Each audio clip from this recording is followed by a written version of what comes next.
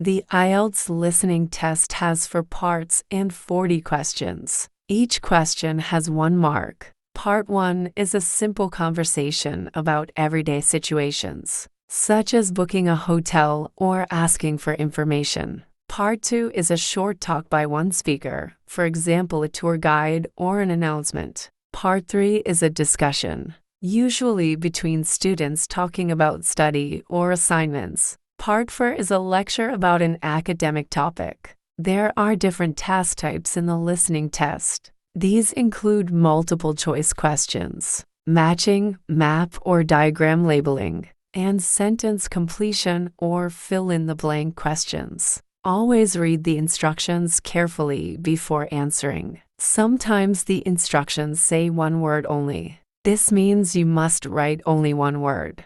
Sometimes the instructions say no more than 2 words. This means you can write 1 or 2 words, but not more. You may also see no more than 1 word and/or a number. This means you can write 1 word, 1 number, or 1 word and 1 number. Sometimes it says no more than 2 words and/or a number. This means you can write up to 2 words and a number. If you write more words than allowed, the answer will be wrong. You must keep up with the recording because you will hear each recording only once. If you miss an answer, continue listening or you might miss the next answer too. Always make sure you are at the correct question number while listening. You should answer all questions because each question has 1 mark. Do not accidentally skip any questions. Some questions may be difficult, and you may not be sure about your answer.